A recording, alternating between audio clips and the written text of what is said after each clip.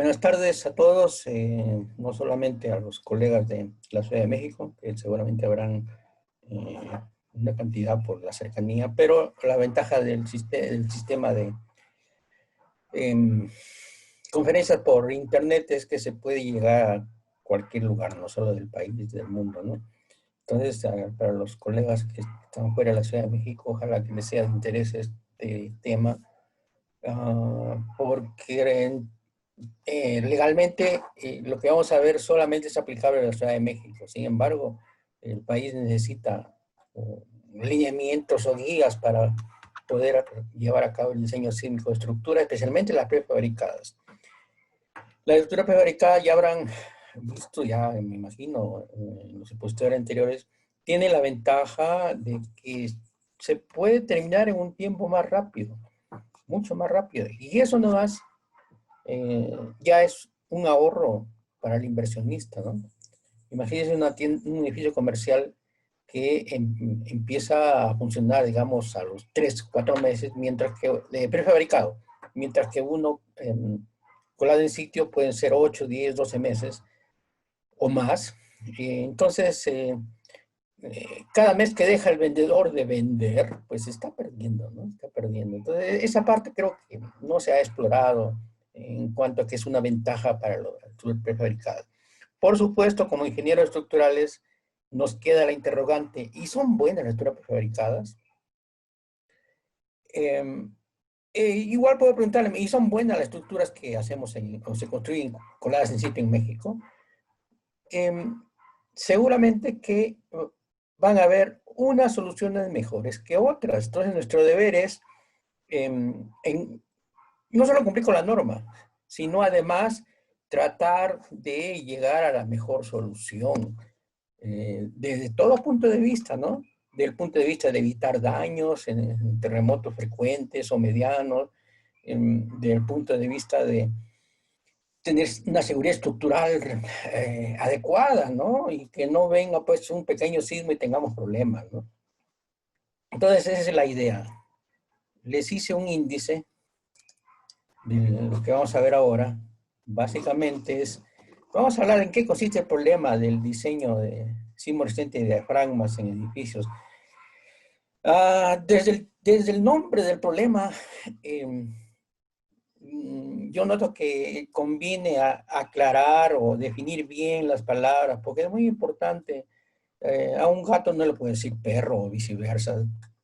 Todos tenemos un nombre y también las cosas deben tener un nombre para saber que estamos hablando de lo mismo. Entonces, cuando se habla de edificio prefabricado, dicen, es un problema del diafragma rígido. No, vamos a ver que el diafragma rígido o flexible es una característica adicional a otras más importantes, como por ejemplo la resistencia misma del sistema de piso para cuando ocurre un terremoto. Entonces, los primeros que resolvieron ya a nivel de norma, criterios específicos, procedimientos específicos de diseño sismo resistente de sistema de piso o de diafragma, para mí son sinónimos ambos, para edificios prefabricados, o sea, con unidades de piso prefabricadas, que pueden ser en dobles T's o tubular o los extruida, etcétera, ¿no? Entonces, lo primero fueron los amigos de la AC716. Esta norma, para hacer una analogía simple, equivaldría a las normas técnicas complementarias por sismo de la Ciudad de México, por ejemplo. Sin embargo, esta norma no solo habla de sismo, estoy hablando de la AC716, no solo habla de sismo, sino para todas las condiciones o posibilidades de carga que puede tener una estructura en un país tan grande y diferente como Estados Unidos. Es decir, por ejemplo, aquí no nos preocupamos de la nieve, pues allá sí. Aquí no nos preocupamos de colados bajo cero, y allá sí, etcétera, ¿no? Entonces, fueron los primeros que introdujeron, y vamos a ver por qué, a qué se debió este cambio, que por primera vez en Estados Unidos se tiene una norma que obliga a que los edificios prefabricados se deben diseñar con ese procedimiento de la A716. Me refiero al sistema de piso o diafragmas. Luego, esta norma salió el 2016, 2017, pero pues obviamente hubo varios años anteriores a la aparición de la norma donde se trabajó sobre el problema. Yo tuve la suerte de intervenir en ese lapso. Fueron como 3 años de trabajar en mejorar esto, proponer pues la norma del diseño sísmico de diafragmas. Y a raíz de eso, vamos a ver, y les voy a mostrar el procedimiento de la 716. Propuse una adaptación al procedimiento em, para ser empleado en la Ciudad de México. Pues bueno, van a ver que efectivamente existe el procedimiento, pero, pero hay un pero, que lo vamos a comentar. Entonces, este procedimiento, la norma 2017, se refiere a diafragmas simétricos y no simétricos en el planta. Luego vamos a ver qué significan estos términos, eh, que no son términos de simetría en simplistas, sino tiene sus definiciones que implican eh, tener o llevar acciones importantes dependiendo si son simétricos o no son simétricos. Luego haremos un ejemplo de cómo, es lo muy específico de cómo usar esta norma considerando el procedimiento simplificado, que vamos a ver en teoría está prohibido para edificios irregulares. Pero usted dígame, o al final me dice, ¿cuántos edificios regulares ha visto? De 100 que ha hecho usted, ¿cuántos fueron regulares? Yo no creo que fueron muchos. Bueno, entremos ahí ya al problema. Esta es la planta de un edificio. De hecho, puede ser un edificio en Japón o en México, el cual tiene muros estructurales en el centro, dentro de ese círculo verde, y marcos en la periferia. Este edificio, vamos a suponer que es un edificio colado en sitio, porque fíjense, el problema de diseño sísmico es aplicable a ambos, prefabricados y colados en sitio. Aquí conviene comentar que la norma de 716, como es una norma de transición donde por primera vez se introduce o es mandatorio el diseño sísmico de diafragma en edificios, lo hace obligatorio solo para prefabricado, edificios prefabricados.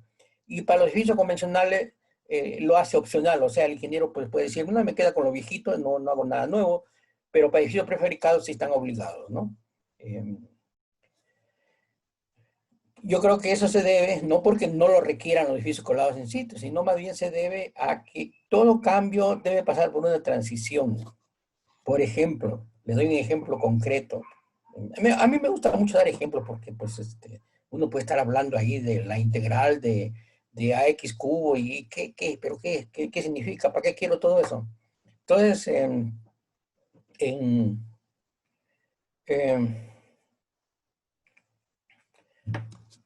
ay, ¿qué ejemplo les iba a dar? Ya se me fue la onda. Bueno, luego regresamos.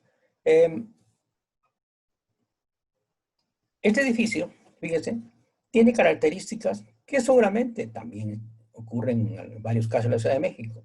Tenemos los muros, pero los muros tienen abertura, ¿verdad? Porque son, ahí están los elevadores, ¿no? Y luego tiene abertura para las escaleras, ¿verdad?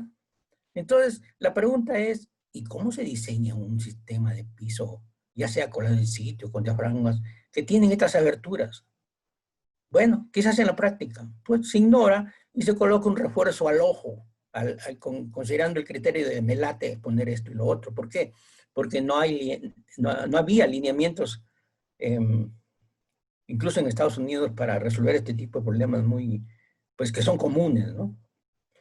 Todo surgió, toda la preocupación de diseño diafragma surgió en este evento en Norwich hace más de 20 años y tardó como una década que se empezó a tener resultados de estudios que surgieron a raíz de esta experiencia. ¿Qué pasó aquí?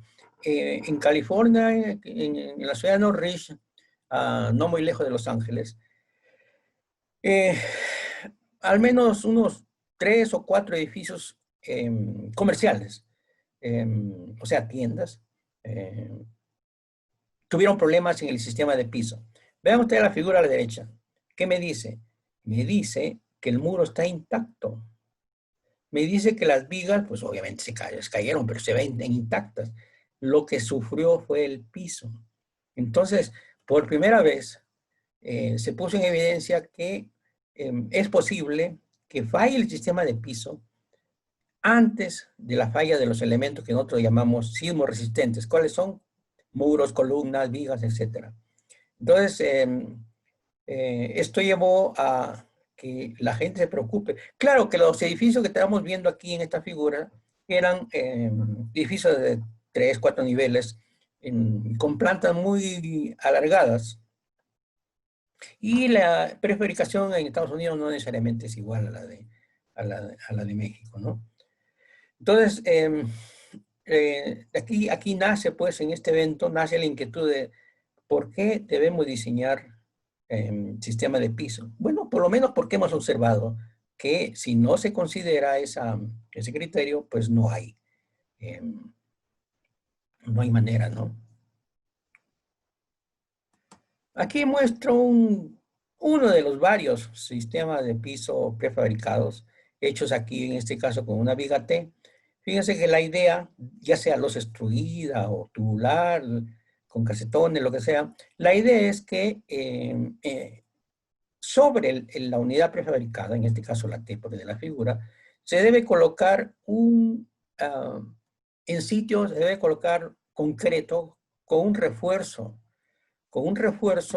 no solo por cambios volumétricos, como se hace muchas veces, sino un refuerzo que me garantice, va a resistir las fuerzas sísmicas. Y luego vamos a ver por qué necesitamos ese refuerzo. Pero lo interesante es que no hay que confundir. En esta figura de este sistema de piso prefabricado, usted debe empezar a imaginarse que el diafragma o el trabajo de diafragma lo va a dar en mayor parte el firme colado en sitio y no la unidad prefabricada. En otras palabras, la unidad prefabricada, en este caso la viga T, su función es tomar la carga gravitacional, ¿no? Y repartirla a los elementos viga en que se apoya, pero el sismo como tal se va a centrar en solamente el firme. De ahí que seguramente espesores de firmes tan comunes en México como de 5 o 6 centímetros, al aplicar la nueva norma, yo fácil sospecho que se van a ir a 10 centímetros o más. Y no hay que asustarnos porque vamos a ver que en Japón pues es más de 10 centímetros todavía, ¿no? Entonces, ¿esto cuándo fue? Esto fue como el 2000. Ay, ya se me olvidó el año. Sí, por el año 2000, por ahí. No tiene la fecha. En la mesa vibradora de la Universidad de California de San Diego se ensayó un edificio con el objetivo de tratar de resolver las preguntas, las incógnitas que surgieron a raíz del terremoto de North Ridge, California, donde fallaron estos edificios prefabricados de pocos niveles. Entonces lo que hicieron estos amigos es hacer un, un modelo a escala 1 medio.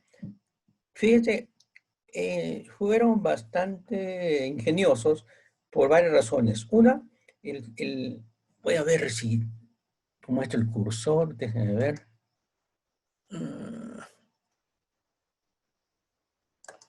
Ya. Una es que la mesa solamente tiene un grado de libertad. O sea, la mesa se mueve en el sentido que le estoy indicando, ¿verdad? Entonces, como la mesa está en azul, digamos, el edificio es más grande que la mesa, entonces lo apoyan por fuera de la mesa, ¿no? Y entonces el edificio tiene 3 niveles y cada nivel tiene una solución diferente. Una, por ejemplo, es con losa extruida, con malla, otra es con dobles T's, sin firme, pero soldando, tratando de lograr la conexión entre unidad y unidad prefabricada. Y la idea era ver la diferencia de comportamiento entre un sistema y otro de diferentes, en un solo ensayo ver diferentes soluciones del sistema de piso prefabricados.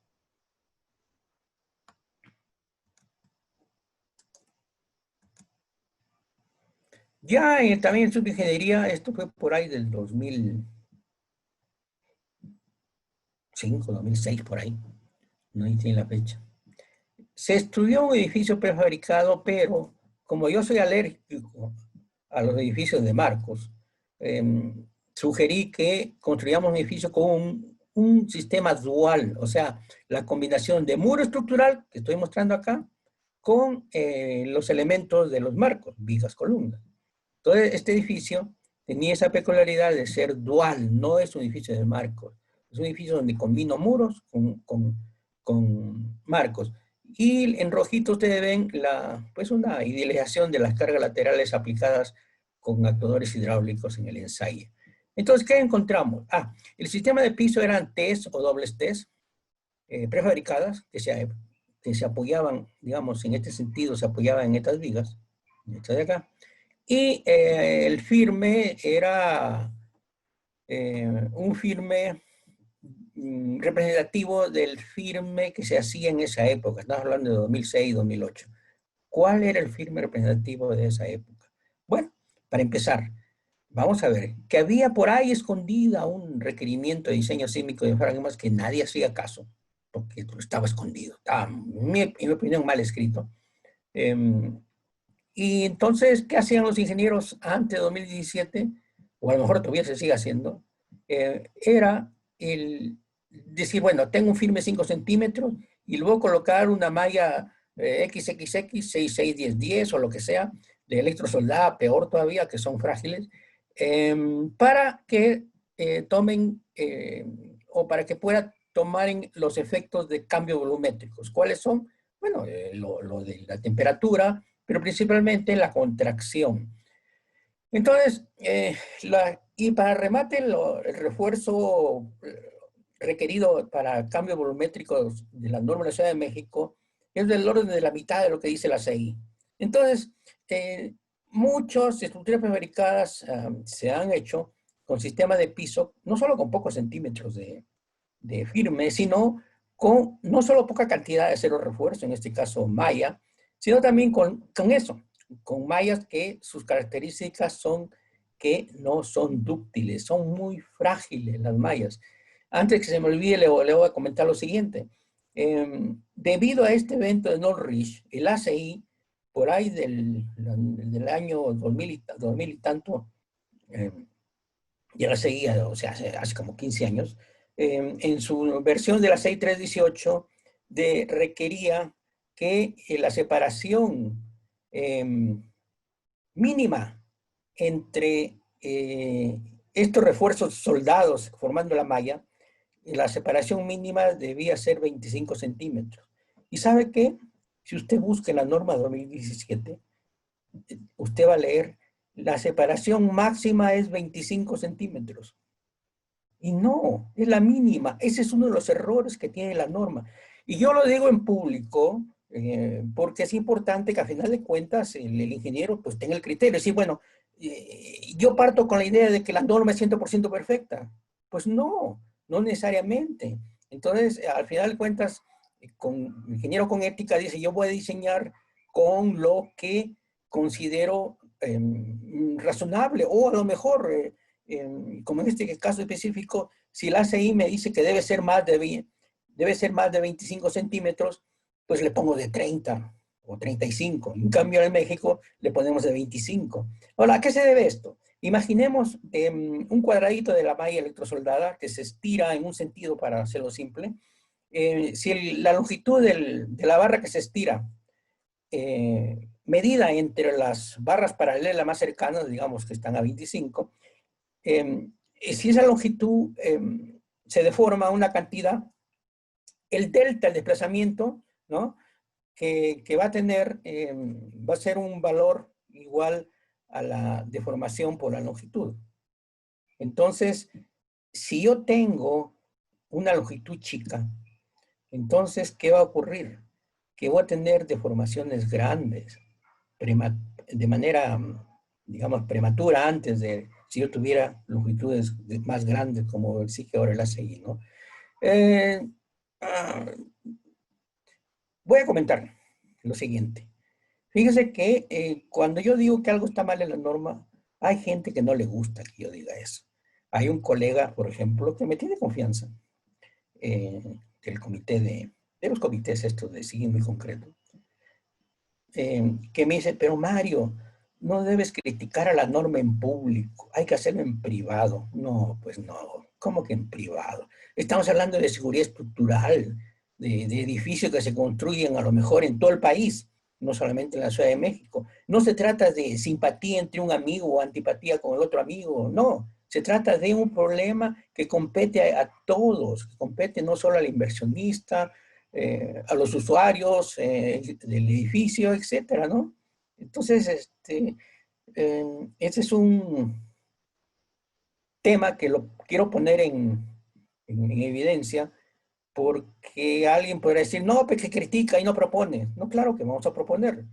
Y además, como no estoy en el comité, por razones estas que les digo, pues no puedo yo decir, ah, pues hay que hacer esto, hay que hacer lo otro.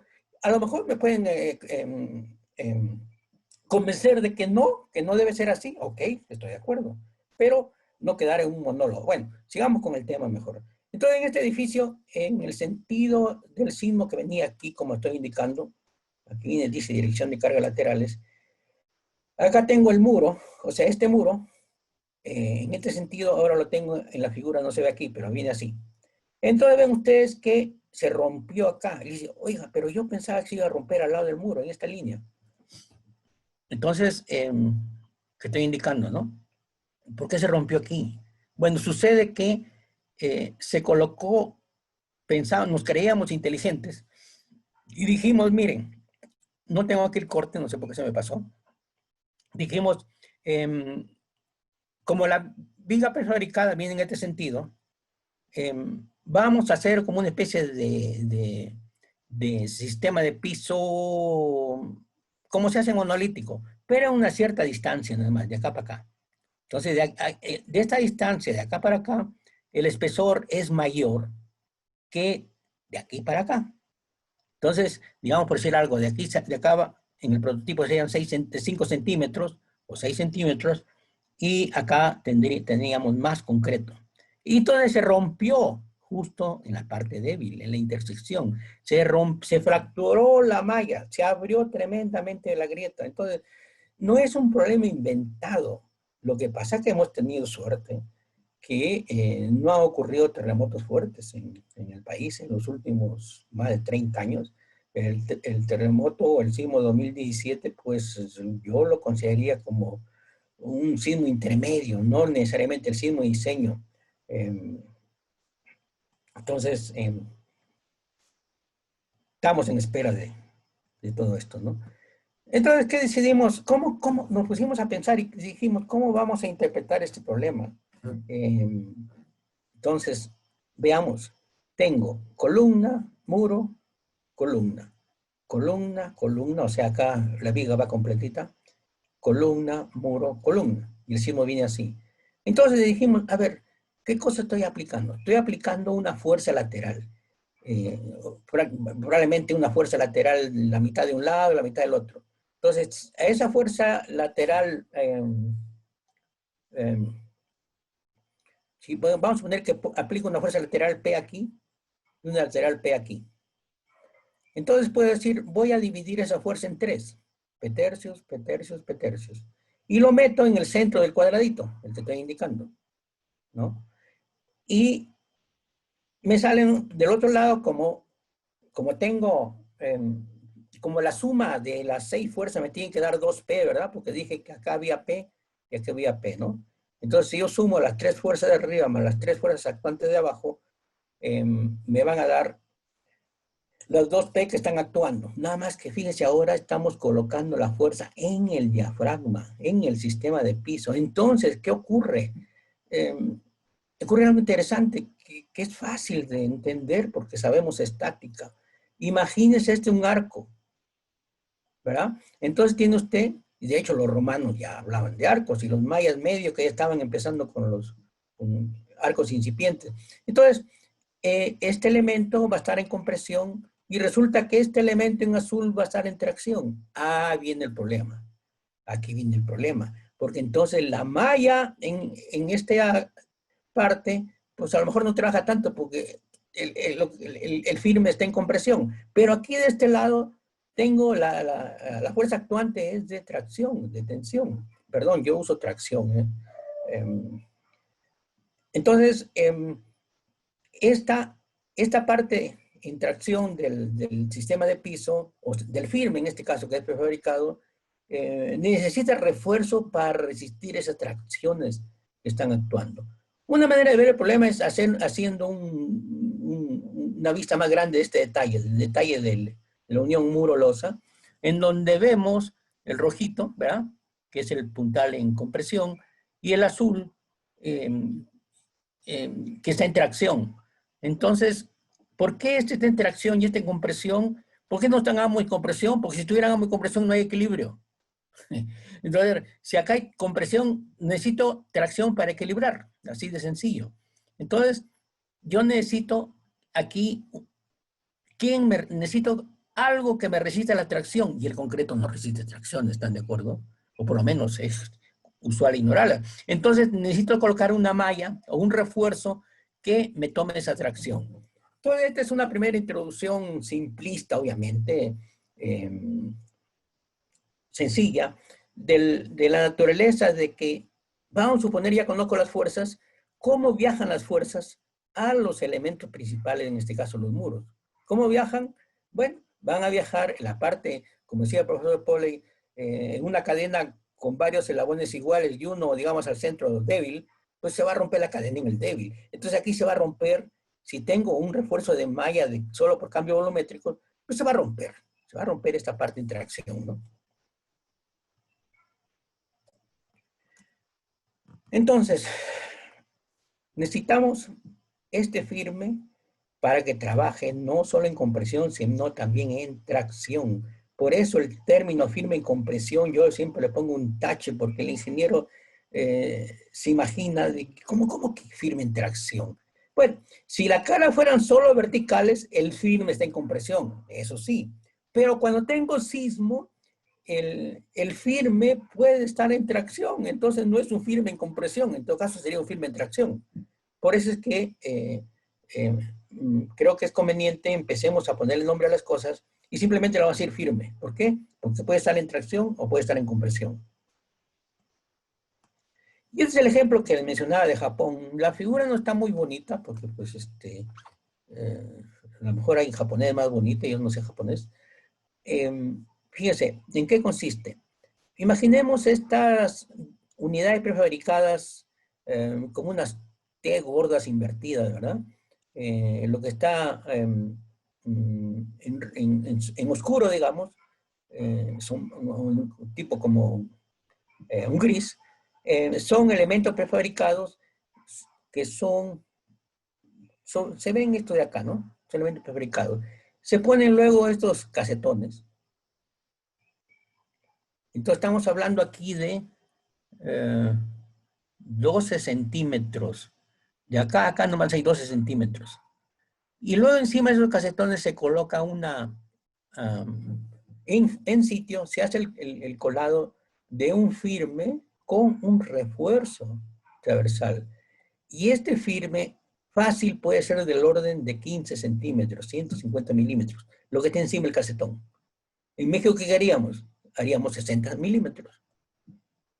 Entonces, es muy probable que a lo mejor no serán 150, pero por lo menos van a ser 10 centímetros, 100 milímetros, lo que vamos a requerir como firme para poder acomodar las varillas de refuerzo requeridas. Ya no va a ser malla, porque la malla no resiste tanto digamos, en unidades de tonelada, ¿no? Bueno, entonces, este es un ejemplo de un caso real de un edificio construido en Japón, donde vemos que el firme puede tener esta dimensión que nosotros podemos considerar exagerada, pero yo creo que no, porque ellos también obtienen las fuerzas sísmicas del diafragma, como vamos a ver, con otro procedimiento, pero obtienen esas fuerzas y van a requerir una buena cantidad de refuerzo para que resista las tracciones y por lo tanto, pues tienen que acomodarle un espesor adecuado, ¿no? A ver, déjenme ver aquí. Bueno, hablemos un poquito de historia, ¿no? Diseño sísmico de diafragma en edificios antes de 2004. Acuérdense que la norma de 2004 acaba en 2017, entonces son más de 10 años que estuvo, ¿no? Fíjese que en la sección 8.4 de apéndices de la norma, dice que había que evaluar con la fórmula fulana, dice se incluyen los elementos y objetos, perdón, se incluyen los parapetos, pretiles, anuncios, bla, bla, bla, bla. Se incluye también, dice, elementos como la losa que transmiten fuerza de inercia a las masas que soportan. Bueno, esta ecuación, que también lo puede escribir de esta manera, ¿no? Usted lo multiplica arriba y abajo por A0 y le va a quedar A0 más C'I. Entonces, aquí la norma me decía, mira, la aceleración del piso va a ser igual a la del terreno más la aceleración que corresponde al primer modo. Bueno, entonces venía así. En cambio, vamos a ver que cuando el ingeniero hace análisis de elementos sismoresistentes, columnas, muros, vigas, etcétera, sus fuerzas son estas. Son dos sistemas de fuerza muy diferentes, son dos mundos que tienen que convivir ambos mundos, ¿no? Entonces, está este criterio de diseño sísmico de diafragma sí existía en la norma de 2004, ¿no? Dice, para evaluar la fuerza sísmica que obran en tanques, y demás elementos, o sea, no hablaba del término diafragma, pero al final se habla de losas que transmiten fuerza de inercia a las masas que soportan. Bueno, ahí decía que se debe suponer que el elemento actúa las aceleraciones sobre el terreno multiplicadas por esta, que equivale a esta expresión.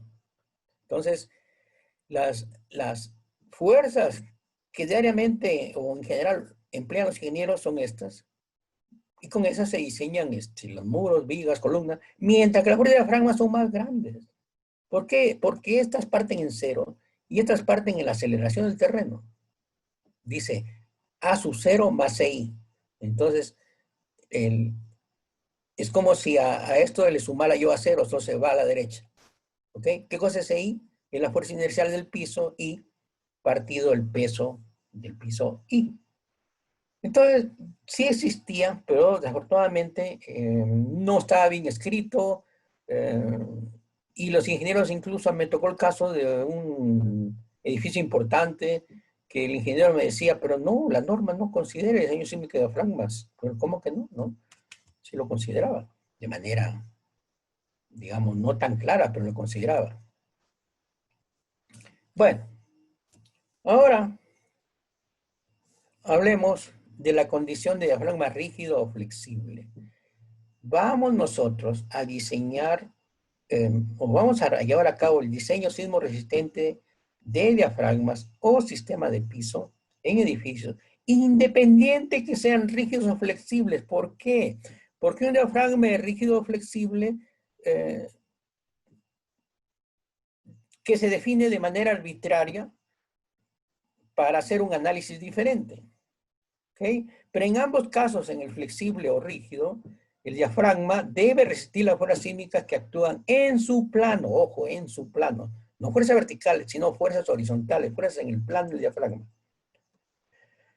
Entonces, por ejemplo, la A716 dice, un diafragma es rígido si el largo ancho es menor de 3 y no tiene regularidades horizontales. O si no cumple esto, dice, y se cumple esta condición, entonces es flexible. ¿Qué cosa es esta condición? Me dice que el desplazamiento del diafragma y la parte más, con mayor desplazamiento, no debe ser más de 2 veces el desplazamiento promedio de extremo a extremo. Este valor que estoy indicando acá es el promedio de lo que se movió y lo que se movió este. Entonces, este desplazamiento no puede ser mayor de 2 veces este valor. De acuerdo a la AC716. AC716. Luego regresamos a la norma de la Ciudad de México. Bueno, aquí está. Para la norma de la Ciudad de México, la condición de diafragma rígido es cuando este cociente menor de 0.5. Ven ustedes que es más exigente y dice, pues qué bueno, ¿no? Eh, pero pues, vamos a ver si es bueno. Pero la alternativa dice, ok, también puede considerar rígido si en planta largo ancho es menor que 4 y se cumplen los requisitos 4 y 6 de 5.1. ¿Cuáles son los requisitos de 4 y 6 de 5.1? Que en planta no tenga entrantes muy grandes o aberturas que excedan, en este caso, el 20% del área en planta. Entonces, si no se exceden estos límites eh, y además la relación largo-ancho es menor que 4, entonces usted puede decir que está en un diafragma rígido. Pero solamente esa es una condición de análisis. Aquí todavía no se habla de si el diafragma rígido o flexible ya ahí acaba el diseño. No, es solamente una condición para empezar el análisis. Luego viene aquí el tema que va a ser debatible.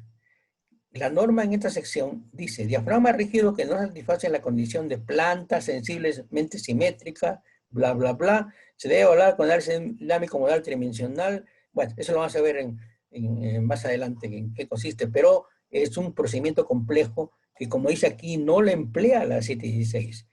Y esto no fue mi culpa.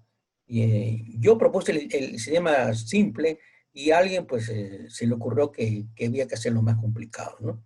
Entonces, según la norma 2017, un edificio sensiblemente simétrico, y se cumple el requisito 12 de la sección Tatatán para clasificar como estructura regular. ¿Cuál es el requisito 12? En ningún entrepiso el desplazamiento lateral de algún punto de la planta excede más del 20% del valor Que promedio. lo que varios han pedido es un pinche una hoja donde como nosotros. Bueno, hubo ahí una publicidad. Entonces, si este desplazamiento es menor de 0.2, entonces, ok, es sensiblemente simétrico. Oiga, pero usted me dice, ¿qué, cuántos edificios en México van a caer en clasificación? Pues yo no creo que muchos, porque generalmente los edificios no son regulares. Ahora, acá viene la crítica porque al final del día usted va a diseñar el edificio irregular o regular, pero como generalmente va a ser irregular, o como dice aquí, que no tiene una planta simétrica, lo que va a hacer usted después más adelante en el diseño del edificio, ojo, no del sistema de pisos, sino del edificio, usted va a usar el 70% de Q' o el 80% de Q', lo va a castigar. Uh, si Q' es el valor del edificio regular, de los irregulares, o que no son sencillamente simétricos, lo va a castigar con valores en este intervalo, dependiendo de si es muy irregular, poco irregular, una clasificación media arbitraria. Lo interesante es que yo considero que esta solución de disminuir el Q, o sea, de aumentar la fuerza sísmica, ¿verdad? Porque el Q está en el denominador, no es garantía de seguridad estructural. ¿Por qué? Porque una estructura irregular no se puede resolver de manera confiable, incluso con procedimientos más elaborados, como son, por ejemplo, el ETAPS no lineal, performance, etcétera, ¿no? ¿Por qué? Porque las irregularidades causan respuestas que generalmente no están consideradas en las normas. De ahí que normas como la 716, en zonas de alta sismicidad, prohíbe de plano las estructuras irregulares, claro, con la clasificación de ellos. Sin embargo, en la Ciudad de México, como decimos, no, nosotros no somos prescriptivos. Nosotros dejamos que el ingeniero decida. Bueno, ya pues entonces el señor va a tener un edificio en L, en planta, ¿y qué va a hacer? Pues va a aumentar un 25, un 30% la fuerza sísmica y con eso ya resuelve el problema. Entonces, al cáncer le está dando un té de ¿qué le gusta? De anís. Y ya. Entonces, de acuerdo a ambas, la norma 716 y la norma del decimo 2017, la idea es que si yo hago un análisis estático o dinámico incluso, tengo la distribución de fuerzas. Y con eso diseño vigas, columnas. Pero las fuerzas de diafragma son otras. ¿Cuánto valen las fuerzas de diafragmas? En el piso X, o sea, la fuerza PX va a ser la masa del piso por la aceleración del piso. Así de sencillo, según la ley de Newton. No hay mucha ciencia en definir la fuerza. Fuerza es igual a masa por aceleración. ¿Qué masa? La masa del piso. ¿Qué aceleración? La aceleración del piso. El chiste está en ¿Cómo defino la aceleración, verdad? Porque la masa, bueno, eso sí lo puedo calcular. Y de eso se trata lo que vamos a ver, ¿no? Pero antes, voy a tocar un tema que tiene que ver con cómo se resuelve el problema del diseño sísmico de diafragmas.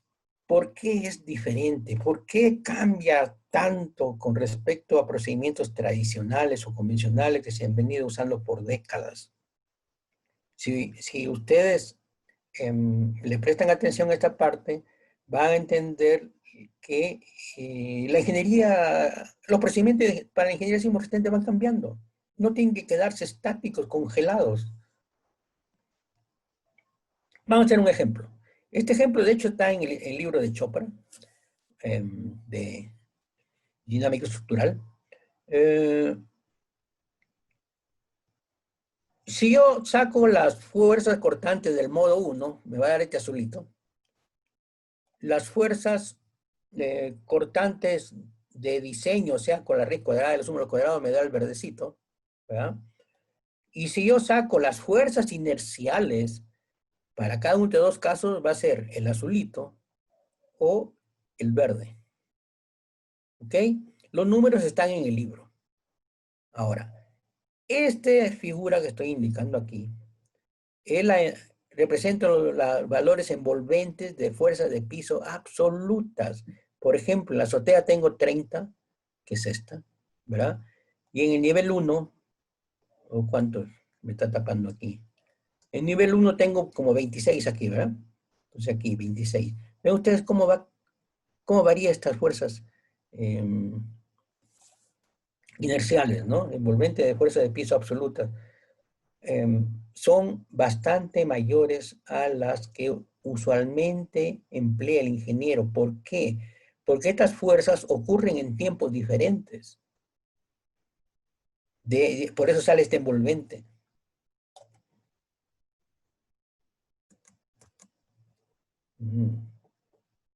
Ya no quiere avanzar. Entonces, la regla convencional, vamos a suponer que solamente son dos modos. La regla convencional es el cortante basal es cortante basal del primer modo cuadrado más el cortante del segundo modo cuadrado y saco la raíz. ¿Se acuerdan de eso, no? Entonces, normalmente el cortante elástico lo divido por Q', aquí del primer modo, y el cortante del segundo modo elástico lo divido por Q' y hago esta combinación. Bueno, de acuerdo al trabajo de esas personas, el cortante solo del primer modo lo voy a reducir por Q'. La de segundo modo o superiores van a entrar elásticos sin reducir por Q'. Esto se ha verificado en estudios analíticos y experimentales. Este es un cambio importante, creo, que ya empieza a ser tomado no solo por las normas para diafragmas, por la ACT16, sino también por las normas de la Ciudad de México. Aceptar que en la combinación modal clásica la vamos a hacer con una respuesta inelástica solo del primer modo y los demás modos van a ser elásticos. Esa es la principal diferencia, ¿no? Por ejemplo, vamos a suponer que tengo un edificio de 2 niveles y tengo la fuerza actuante, inercial, F de 1 en el primer piso y F de 2 en el segundo piso, que va a ser igual a la combinación de estas fuerzas del modo 1 y la de estas fuerzas del modo 2. Vean ustedes la forma, más o menos sigue la del modo 2. Entonces, ¿qué vamos a hacer? Si hacemos con el reglamento anterior 2004, entonces vamos a decir que olvídense de la R, porque la R es para la ACT16, ACT10 en ese caso. Entonces, a la fuerza de la azotea debido al primer modo lo dividimos por Q' y a la fuerza de acá de la azotea del segundo modo lo dividimos por Q'. ¿Qué hacemos ahora o qué debemos hacer? Bueno, vamos a dividir por Q' solamente a la fuerza del primer modo. Y dejamos en rojito, está ahí, la fuerza elástica. Esta es elástica, la fuerza elástica. Esto es lo que está, bueno, de manera gráfica, tratado de mostrar lo que involucra este concepto. Término reducido por utilidad, término sin reducir por ductilidad. Esto es algo nuevo que por primera vez aparece en la ingeniería sismo resistente. Si ya conocemos la aceleración del piso, la fuerza del piso va a ser la aceleración, si está en valores de G, se multiplica por el peso del piso y se divide por un factor RS. Ojo, no confundir RS con una sobreresistencia. En realidad trata de tomar en cuenta el comportamiento inelástico, que parte es sobreresistencia, parte es de utilidad, ¿no? Entonces, un sistema de piso de concreto colado en sitio, como tiene barra de refuerzo que son dúctiles, entonces puedo considerar una reducción mayor. Pero si vamos a ver que si tengo un edificio prefabricado, vamos a tener que castigar a esa fuerza inercial. Le vamos a aumentar con respecto al edificio colado en sitio, ¿no? A0 es la aceleración máxima del terreno, ¿no? Por ejemplo aquí, ¿no? En este espectro aquí este es A0, no confundir con este valor. Estos son valores reducidos. Nosotros estamos trabajando con el espectro elástico. Entonces, por tanto, el A0 es el valor ahí, ¿no? Veamos el procedimiento de estas normas, ¿no? Por ejemplo, la 716 lo que hace, miren, es definir dos líneas.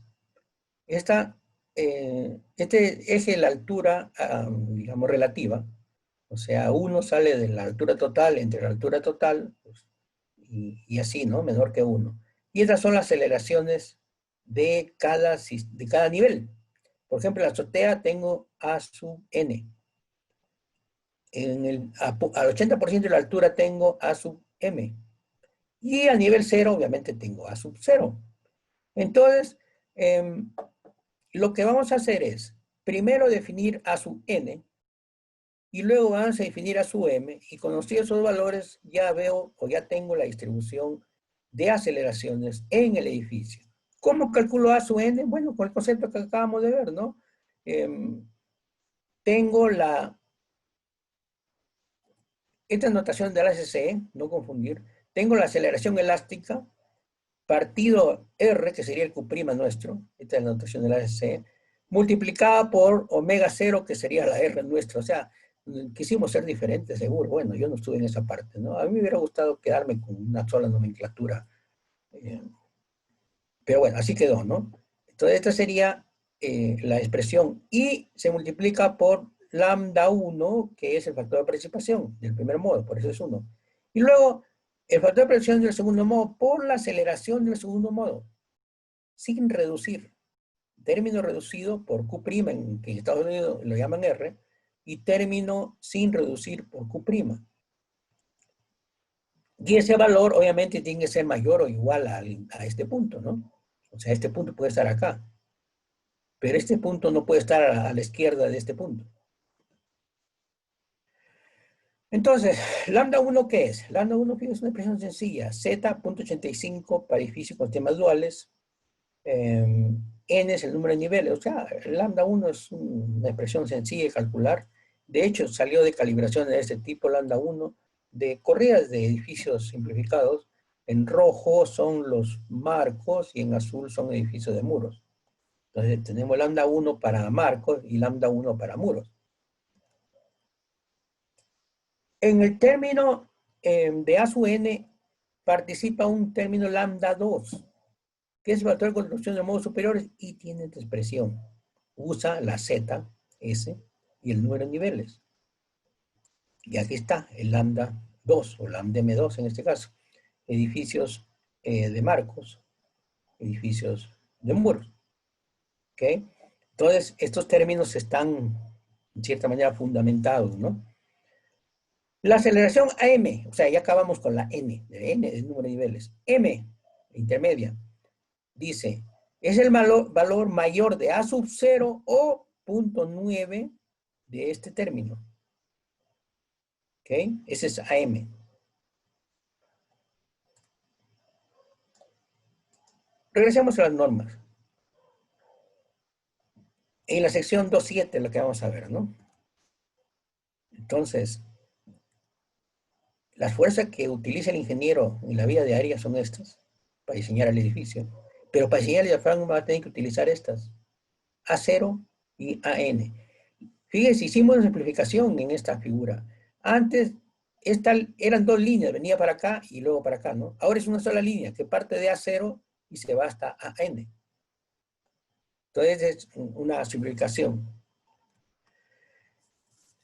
El término RS, fíjense, en los macizos colados en sitio, yo puedo tener una fuerza menor, porque voy a dividir entre 1,5, que con respecto al sistema de piso con capa y compresión. O sea, los prefabricados. Entonces, las fuerzas sísmicas, como la RS es diferente en un sistema y otro, el colado en sitio prefabricado, la fuerza sísmica en prefabricado va a ser 50% mayor, según este criterio. Suponiendo que el piso falla por corte, pero si falla por flexión, cambia un poco de 1,5 cambia a 2, ¿no? Aquí puse A716 con notación de 2017. Tiene esto. La norma 2017 es esta. 1,6 veces a sub 1 Q' NA a 0 cuadrado. Entonces, la diferencia entre la norma AC716 y la norma de la Ciudad de México, la ecuación simplificada obviamente, es que lo que es el primer término, pues es prácticamente lo mismo, ¿no? Suponiendo que lambda 1 vale 1,6, pues este término es igual a este. Y como aquí uso la aceleración del segundo modo, ¿verdad? Aquí uso la aceleración del terreno, entonces el factor que multiplica va a ser diferente. Aquí va a ser el lambda 2, que multiplica la aceleración del segundo modo, y aquí va a ser el valor eta A, que va a multiplicar a A cuadrado, donde eta A vale este valor, eta A. Fíjense que en México, como ya tenemos A sub 0 a fuerza, ¿verdad? Es el dato del problema. Acabo de calcular A sub n, aquí, pues ya tengo una línea. Y esa línea está definida por esta expresión. ¿Ok? Esta expresión media rara es simplemente la expresión de una línea recta.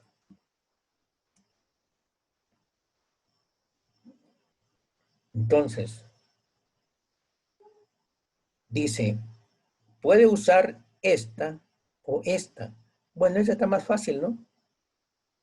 Pero, aquí viene el pero. Aquí empieza ya a ponerse amargo el café. Aplica solo diafragma rígido con plantas simétricas.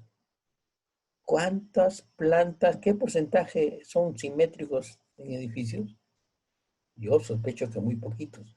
O sea, en teoría, esta fórmula simplificada no se puede emplear porque el edificio no va a tener plantas sensiblemente simétricas. Lo vamos a ver más adelante. Cuando la planta no es sensible simétrica, la norma dice, bueno, ni modo, hágase un análisis tridimensional en donde usted va a sacar aceleraciones del piso como una combinación de la dirección X y dirección Y. Aquí empieza a complicarse la cosa, ¿no? Donde I es el modo, ¿no?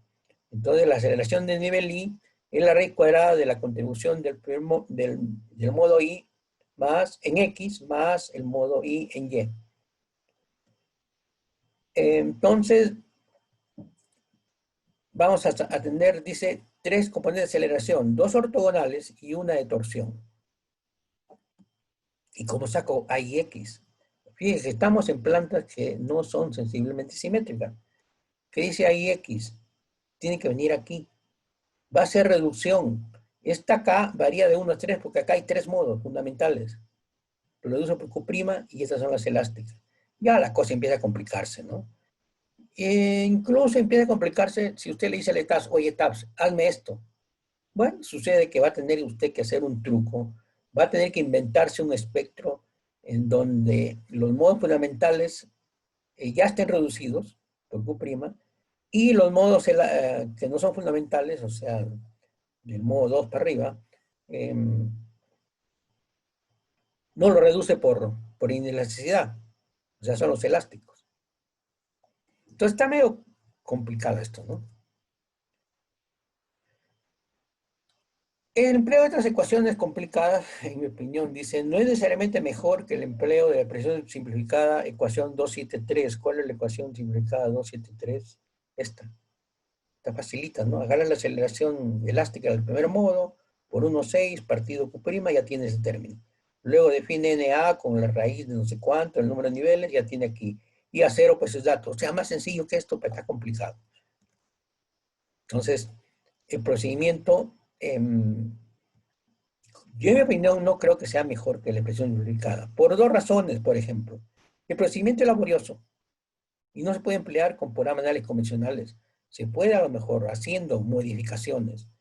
Pretende ser más elaborado y el problema en realidad es complejo en estructuras irregulares. Además, no hay una verificación experimental. La mayor parte de estudios en ingeniería sismoresistente, sobre todo en mesa hidradora, se ha hecho en edificios regulares. ¿Por qué? Porque la irregularidad hay de mucho tipo. Entonces, fíjese que, resumiendo, la filosofía de diseño sismoresistente en cuanto a diafragmas o sistema de piso en edificios en México permite estructuras irregulares, en planta obviamente, y obliga a un análisis aparentemente más complejo y más conveniente, pero no necesariamente, ¿no? Mientras que la filosofía de diseño cívico, la 716, es decir, bueno, no podemos resolver bien estructuras irregulares, mejor las prescribimos que no debe haber estructuras irregulares en zonas sísmicas o zonas de alta sismicidad. Son dos criterios muy diferentes. El tiempo dirá quién está mejor, ¿no? Bueno, con esto podemos entrar ya al ejemplo, a un ejemplo de diseño sísmico de diafragmas con el procedimiento simplificado de la norma 2017. ¿Por qué con el procedimiento simplificado? Porque, pues, es eso, es sencillo. Y yo siempre a mis alumnos les digo, miren, el hecho de que una expresión de diseño sea más compleja, que tenga más términos, no necesariamente significa que sea mejor, ¿verdad? Si las hipótesis son malas y la ecuación tiene 10 términos, pues es mala. Pero si tengo una ecuación sencilla que por lo menos captura el fenómeno físico, aunque tenga pocos términos la ecuación, por lo menos tengo una idea eh, más confiable de la posible respuesta que estoy calculando, ¿no? Bueno, entonces vamos al ejemplo. El ejemplo trata un edificio de 10 niveles con muros. Yo tenía el caso resuelto de un edificio con sistema de piso colado en sitio. En realidad va a haber una pequeña diferencia, pero el procedimiento es idéntico en ambos casos, ¿no? Eh, entonces, voy a mostrar este ejemplo que está resuelto ya para este edificio convencional, digamos, en la inteligencia de que el procedimiento es idéntico en prefabricado. Obviamente, como estamos hablando de pocos centímetros menores que una losa, por ejemplo, de 16 centímetros, si claro lo tengo de cuánto, de 6 metros, ¿no? El edificio se ubica en la zona de borde prácticamente de lo que antes era la zona 1, ¿verdad? Esta es la gris en la transición, prácticamente un segundo el edificio. ¿Por qué lo pusimos ahí? Porque está en una zona muy, digamos, conocida en cuanto a empleo de edificios altos en la calle Reforma, en la Ciudad de México, en ese tipo de suelo. Se hizo el análisis del edificio de 10 niveles, la altura, la aceleración del terreno a cero, el periodo del primer modo, en la dirección X es 1,03 y en la dirección Y es 1,15. Nosotros vamos a resolver el problema en la dirección Y. No vamos a hacer la combinación 100%, 30%. Vamos a quedarnos solamente con una dirección. La aceleración del primer modo, si entro con un segundo, me da este valor, y si entro con 1,15 me da este valor, o sea, seguro estoy en la zona plana. El periodo del edificio del segundo modo es este valor para X y este para Y. Ven ustedes que el periodo del segundo modo siempre es bastante menor que la del primer modo, ¿no? Es como, ¿cuánto? Como 5 veces, ¿verdad? Este valor es casi 4 o 5 veces este otro, ¿no? Entonces, la aceleración A2, que lo saca usted con estos periodos, va al espectro y saca la aceleración elástica, porque estamos en el segundo modo, me da 0.402. 0.402. Ojo, A1 también es elástica, después lo vamos a dividir. Entonces, vamos a tratar de resolver el problema con esta expresión. RS, vamos a entrar con una tabla, y el peso pues este es un dato, el peso del piso. Entonces, prácticamente necesito conocer solamente la aceleración de los niveles. Conocer la aceleración de los niveles, ya tengo la fuerza del diafragma en ese nivel I. Y debe cumplir este requisito de ser mayor que este límite, ¿no? Entonces veamos el ejemplo. Vamos a ver que es sencillo. Este es el espectro elástico en el lugar que estamos estudiando, ahí en la calle Reforma. A0, A1, porque este es el periodo 1.15, ¿se acuerdan?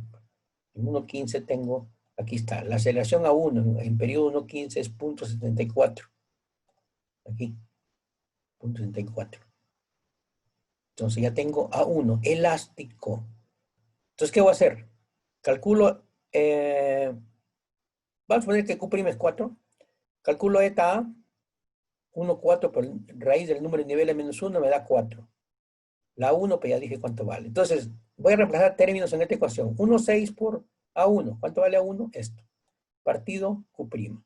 Más eta A, que vale 4.2, multiplicado por el cuadrado de la aceleración de A2, que vale 0.266, ¿no?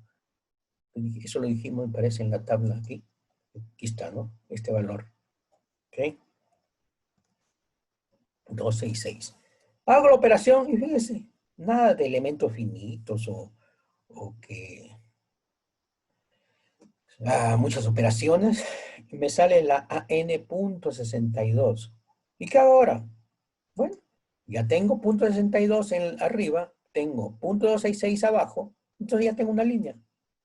Por ejemplo, el nivel SOTA, si yo considero lo que, como dice la norma, esta fórmula elegante de representar una línea, dice la aceleración y es un factor que multiplica la aceleración del terreno, donde ese factor es función de la geometría, ¿no? Y función del cociente AN entre A0. Entonces, como estoy en la azotea, el edificio tiene 35 metros, 35, y esta es la altura de la azotea, partido a la altura de ese nivel, que es lo mismo, 35, 35, a su n ya lo calculé, a su 0 ya lo calculé, entonces me sale que en la azotea omega n vale 2.33. Entonces la aceleración de la azotea es 2.33 veces la aceleración del terreno. En el nivel 6, que está a 21 metros, bueno, reemplazo 21 y me da 1.8 veces. ¿Por qué? Porque estoy por abajo del punto de la azotea, ¿no? Debo estar por acá. Nivel 6, el 60% de la altura, ¿no? Entonces me da 1.8 por A0, me da la aceleración del nivel 6. Este es un ejemplo, ojo, ¿eh? Ahora, el ingeniero tiene que decidir, ¿voy a diseñar cada piso con cada fuerza? Bueno, yo lo que haría en realidad es a lo mejor nada más usar dos fuerzas, uno para los cinco últimos niveles con este valor y luego los niveles de abajo con este valor. Como si fuera constantes en cierta altura, ¿no? La otra es que si quiere y le tiene tiempo y le pagan bastante, pues puede resolver cada piso, ¿no? Ya tengo ahí, me falta el peso, bueno, es un dato, me falta RS, fíjense. Losas macizas de concreto colado en sitio, el RS, ese de acá, vale 1,5. Con los prefabricados, vale 1. Como estoy trabajando con losa colada en sitio, aquí tengo unos 5. En prefabricado ese término sería 1. ¿Ok? Entonces es más grande en prefabricado la fuerza. Entonces, ¿qué hago? Ahí, 0.62. Peso, 884 toneladas. Partido RS. Me da este valor. Y debe ser mayor que 118. Entonces, ¿qué sale de este producto? Es de acá, 0,5 mega de I. Entonces me quedo con 365. Entonces la fuerza actuante horizontal en el diafragma, en el nivel azotea, son 365 toneladas. 365 toneladas. Fíjense, ya calculamos la fuerza. Ahora pregúntese, bueno, ¿y qué? ¿Ya terminó el problema? No. Es como si usted quiere enseñar una simplemente apoyada, dice, bueno, ¿cuánto vale el momento? Omega L cuadrado entre 8. Ahí acaba. No. Ahora le tengo que colocar las varillas que me resistan omega L cuadrado entre 8. Y el cortante, además, ¿no? Entonces, este ejercicio que hicimos para la azotea que me da .62, ¿se acuerdan? Pero lo hacemos para todos los niveles, ¿no? Entonces, cada nivel sale una fuerza en la dirección Y, que va desde el valor más chico al valor más grande, el 365 que hablamos de la azotea, ¿no? Supóngase que está interesado usted en resolver la azotea, 365. Entonces, tengo una planta con 20 cuadrados. Bueno, porque las dimensiones son cuadradas, ¿no? Entonces, la fuerza de las 365 toneladas o la fuerza F del piso, de cualquier piso, lo voy a dividir entre 20 y ya tengo una fuercita en cada centro del cuadradito. Una fuercita. Voy a tener 20 fuercitas. Aquí. Y voy a tener un apoyos de este piso representado por la rigidez de entrepiso. O sea, ¿qué es lo que voy a tener? A ver. Se me pasó. Bueno, no está aquí. Ya, la pregunta es, ya tengo las fuerzas actuantes divididas en 20 fuercitas en la planta del edificio. Ahora, ¿cómo resuelve el problema? Bueno, veamos cómo se resuelve el problema. Vamos a emplear el método de elementos finitos para obtener refuerzo de la losa. Fíjense que también este problema se podría resolver de manera obviamente simplificada y más conservadora, le va a dar más centímetros cuadrados de varilla, trabajando con armaduras que lleguen a transmitir a los muros las fuerzas. Entonces sería un procedimiento conservador. Si usted quiere ser más elegante, no necesariamente más exacto, ¿verdad? Puede emplear el método de elementos finitos para diseñar la losa. Y entonces, ¿qué va a hacer usted? Tengo 365 entre 20, me da 18.28 toneladas. Entonces, cada fuercita son 18 a 28 toneladas. ¿Cómo resuelve este problema? ¿Cómo resuelve un problema que tiene una fuercita aplicada en cada panel? Bueno, defino la rigidez entre piso en cada punto, con estos resortitos, ¿verdad? Y resuelvo el problema de esta planta donde hay 20 fuercitas, una en cada centro. Y esto lo hace, por ejemplo, el programa SAP.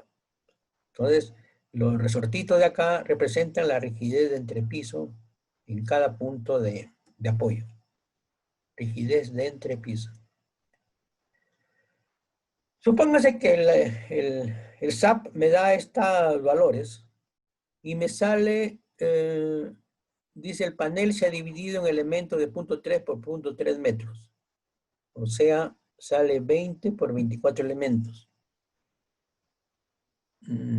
Es que claro, yo dije que era cuadrado, no son cuadrados. Mide 720 en esta dirección y 6 metros en esta. Son un poquito diferentes al cuadrado. Entonces, en este tablero de 720 por 6 metros tengo elementos de 0.3 metros por 0.3 metros. Y el programa me dice, por ancho, por unidad de ancho, el cortante vale 19.58. Ancho. ¿Cuál es el ancho? Pues el ancho, ¿qué es la unidad de acero? 1 metro. Por eso es que cuando yo calculo este valor, BCR, lo que resiste el concreto, el F'C, bueno, es el dato del problema. B es el ancho en la cual el programa me está dando el cortante. Y D es el peralte. Entonces BCR, haciendo esta operación, me sale 10.500 kilos.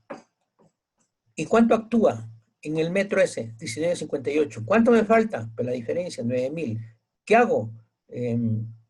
Los 9.080 los reemplazo acá y despejo la separación. Y eso, bueno, es un poquito de álgebra. O sea, sale la separación de 2 lechos de 3 octavos dos lechos de 3/8 en el ancho de 100 centímetros, o sea, en esta dirección, el ancho de 100 centímetros, tengo dos lechos, y entonces despejo la separación acá para resistir 9.080 que me falta, y me da 49 centímetros. Entonces digo, vamos a emplear dos lechos de fito de 3/8 a 35 centímetros. Fíjense algo interesante que los ingenieros tienen que empezar a no olvidar. Me tienen que creer que dos lechos de 3/8 a 35 da este valor, 2.7 milésimas de cuantía.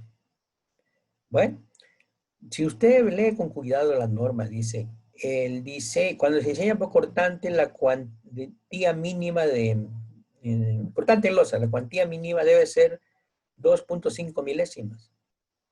Bueno, está muy cercano a este valor. ¿Ok? En algunos casos a lo mejor rige el 2,5 milésimas. Puede ser mayor que el calculado acá. Pero en este ejemplo nos está dando un poco más que el mínimo que requiere por cortante la norma, ¿no? Ahora, ¿qué pasa en la conexión losa-muro? Bueno, el programa me dice que en esa conexión hay una fuerza cortante de 93.7 toneladas. Fuerza cortante en toda la longitud del muro. Y por tanto, lo que tengo que resistir esa fuerza cortante, lo tengo que resistir por fricción con elementos en esta dirección, barra de refuerzo en esta dirección. Ojo, esta dirección es la dirección de la fuerza sísmica, ¿verdad? Bueno, perpendicular a la dirección de la fuerza sísmica necesito colocar estas varillas con base en el concepto de fuerza cortante por fricción. Imagínense que este plano intenta caminar con respecto al muro y lo que lo va a impedir es por fricción la resistencia que da esa intersección de elemento horizontal, elemento vertical.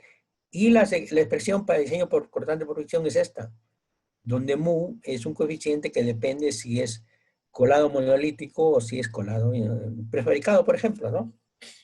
Entonces, yo tengo 93 toneladas, lo reemplazo acá, conozco FR, conozco qué mu le voy a poner de coeficiente de fricción, conozco el FI, entonces despejo el área de refuerzo.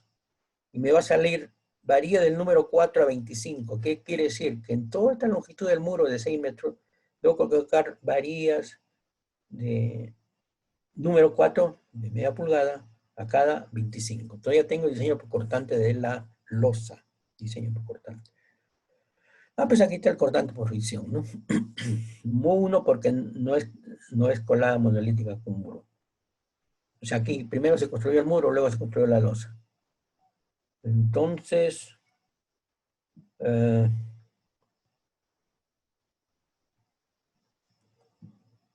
bueno, estos son los números para resolver este problema, ¿no? Del diseño.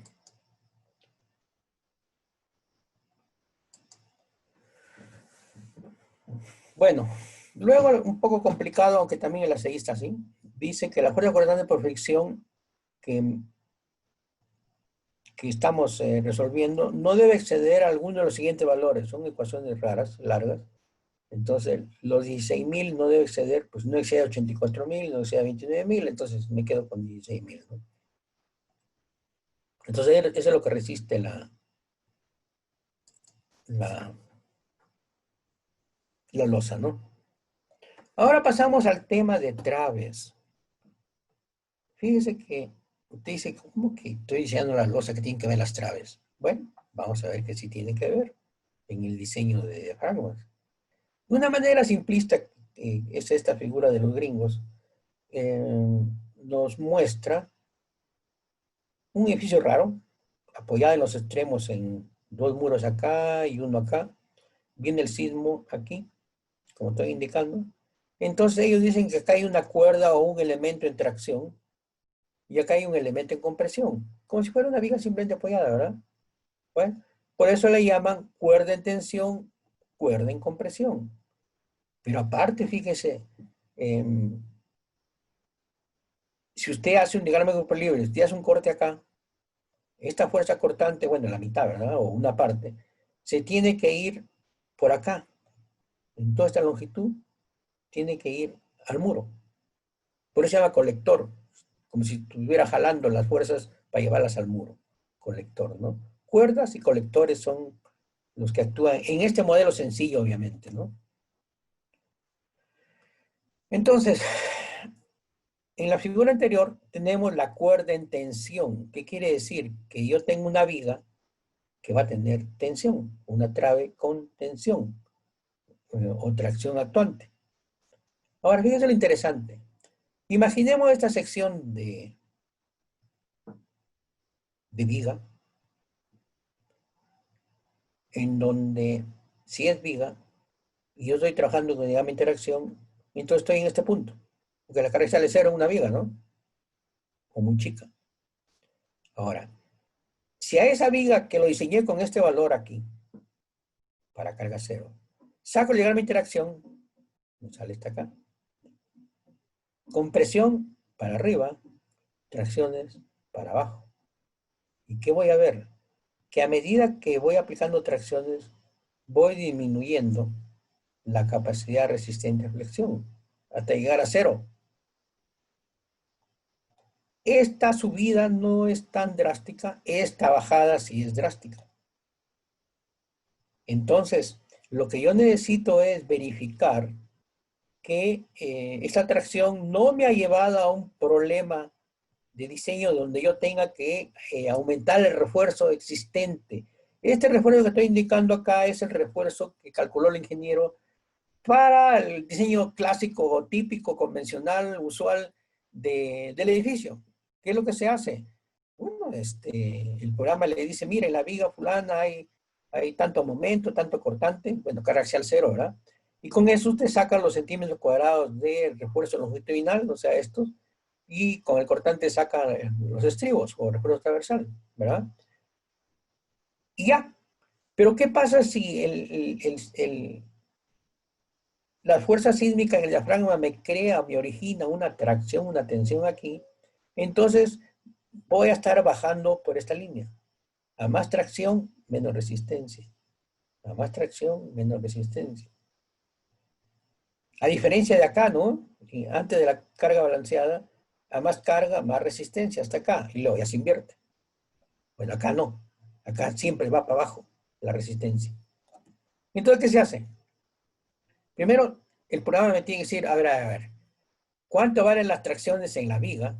En una dirección o en la otra. Hay que revisar las fuerzas las vigas en cada dirección, ¿no? Las traves en cada dirección. Entonces el programa me dice, mira, en la sección crítica donde se une la trave y el muro hay 67 toneladas. Ya últimas, ¿no? Ya están con el factor de cargas. Bien, 67 toneladas. ¿Ahora qué hago? Bueno, entonces ahora tengo que empezar a pensar lo siguiente. Este es el momento resistente. Carga hacia el cero, ¿no? Estoy en este eje. Si considero una sobreresistencia que define la norma como MPR, la resistencia va a ser mayor. Entonces, si yo demuestro que estoy en esta zona, pues puedo aceptar tracciones a este valor. Pero si mi tracción es mayor, ya va a ser menor que el momento de diseño original. Y entonces tengo que hacer algo. Entonces repito, resistencia y diseño, resistencia con sobreresistencia. ¿Cómo se calcula MPR en una viga? Pues empleando para el acero refuerzo 1.25 FI. Por eso es mayor MPR que MR. Entonces, como la resistencia real es esta, pues a mí no me importa que hay una tracción aquí y aquí hasta este valor. Cuando llego acá, ya me importa porque el MR de diseño va a ser menor, ¿verdad? Entonces, lo que yo necesito es, primero, por facilidad, debo ver si la tracción es menor que TM, no hago nada. Si la tracción es mayor que TM, hago algo. Entonces, TM se define de esta manera y Rho requerido para resistir TU se define de esta manera. rho ST. Entonces, si yo demuestro que TU es menor que TM, no hago nada porque estoy en esta zona. Si es mayor, estoy en otra zona y estoy muerto porque tengo que revisar la viga. ¿Ok? ¿Por qué pusimos 1.25 AST-FIE? Por lo de sobreresistencia, ¿no? En lugar de FIE usamos 1.25 FIE. Entonces, en lugar de AST-FIE es 1.25 AST-FIE. Esa es la tracción máxima que puede resistir la viga. Ignorando la contribución del concreto de tracción, obviamente, ¿no? Entonces, vamos a suponer que del diseño original, yo ya estoy revisando el diafragma, yo en este instante tengo este armado en una dirección, las traves A y F. Este es el armado. 4 barras del 4 más 2 del 5 y 4 del 4. Entonces, la cuantía total va a ser, son 10 barras, ¿verdad? Claro, 10 barras en total. 6 arriba y 4 abajo. Entonces, la cuantía total me sale 8 milésimas. TM está definido por este valor. Hago la operación y me sale 15.1. Del problema original actuaban 67 toneladas. Entonces, 67 toneladas es mayor que 15.1. Por tanto, se requiere refuerzo longitudinal adicional. ¿Qué quiere decir? Que estoy demostrando, a ver dónde estoy aquí. Estoy demostrando que estoy en un valor mayor de TM. Entonces, su resistencia se bajó y tengo que subir la MR con más refuerzo. Ahí viene el chiste, ¿no? Entonces, este armado que tengo acá, de longitudinal, se va a incrementar porque me está pidiendo el diseño resistir 67 toneladas en tensión. Entonces, ¿cómo hago? Bueno, el MR, el que usó el ingeniero en el diseño original, vale casi 22 toneladas, ¿no? 1.25 por 22 me da 27.4 toneladas de metro. Entonces, defino ρST con esta expresión, en donde TU son las 67.000 kilos, ¿se acuerdan que eran 600 toneladas? ¿No?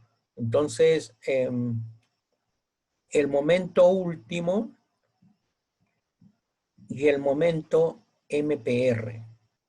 Momento último, el momento actuante, el momento MPR, y entonces me da ρST de 0.014. Dice, la cuantía original era 8 milésimas, por tanto yo requiero 14 milésimas menos 8 milésimas por el área total, ¿verdad? Necesito esa diferencia, que son 10.8, casi 11 centímetros cuadrados. Por lo tanto, requiero agregar 6 varillas del número 5. ¿Qué quiere decir? Que si yo me olvido del diseño del diafragma, me quedo con la vista viga original. Si yo soy consciente de que hay que revisar la viga para resolver el problema del sistema de piso, del diafragma, entonces salen 6 varillas más del número 5, aquí, y las pongo en medio.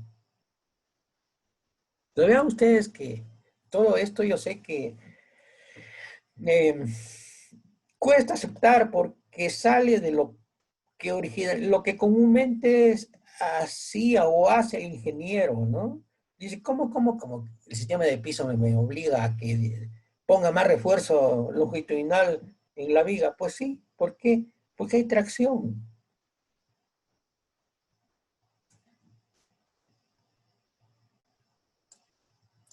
Bueno, con esto yo voy a dar por terminado.